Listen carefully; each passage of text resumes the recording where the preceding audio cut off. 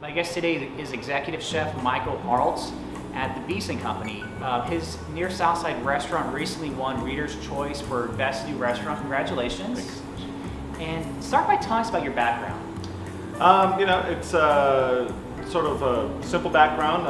I grew up wanting to be this. I was one of the few people that actually knew what they wanted to do growing up. I remember watching my mother in the kitchen and cooking and bringing the whole family together. And actually, she would tell stories when I was a toddler. I'd take pots and pans, and instead of banging on them, I'd actually have to go stirring something around or making something. So it's sort of, written in the stars, I guess. That's what I wanted to do, and I pursued that all the way to the fullest. I went to Johnson Wells in Charlotte, North Carolina.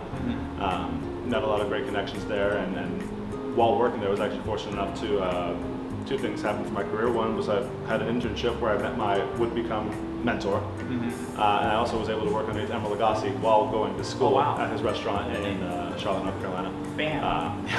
Sorry, I had to say it. Yeah, and that was a tremendous experience to sort of open me up to sort of like, the techniques and stuff that we read about in books in culinary school, but the real world of the white jackets and the real finesse cooking. Let's talk about food. You guys, of course, won Best New Restaurants in this year's Best of Awards. So for folks who haven't been here, describe the food concept, how you came about it, and the food you guys serve. The food concept is literally my attempt of sort of redefining Southern food. Okay. The concept is exactly how I eat at home, in that it's deeply steeped and based in Southern tradition, but it's also globally inspired as well. Yeah. Because the way I look at the South today, there's obviously, you've got your shrimp and grits people, you've got your pull bean people, you've got your chambrocks and all the wonderful things in Charleston that are sort of iconic to the South. But looking at where those things sort of came from, whether they're from Spain, North Africa, kind of deepening the knowing of that, and furthering where the origins of those dishes came from, and then also kind of just looking at the demographics of the South today. I mean, the largest Vietnamese population in the United States is in Houston, Texas, and it's a massive thing with Southeastern Asian cultures being around the Gulf Coast, because a lot of the terroir there is very similar to what they would know, where they're from, and it's been that way since the 70s, 60s, and it's not slowing down. And you can find a pho place right next to a chicken fry place, some of the back roads in Louisiana and Mississippi, and it just had me thinking, like, this is not a fad or a phase that the South goes to. It's just deeply part of whether it be from naval bases and where they're, the congregations are sort of at, or fishing communities.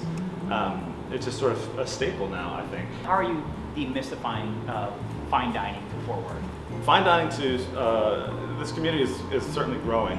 It's coming, and my first initial take of it was that coffee scene's tremendous, the beer scene's tremendous. We get places like the Holly or whatever that's got amazing wines and things like that.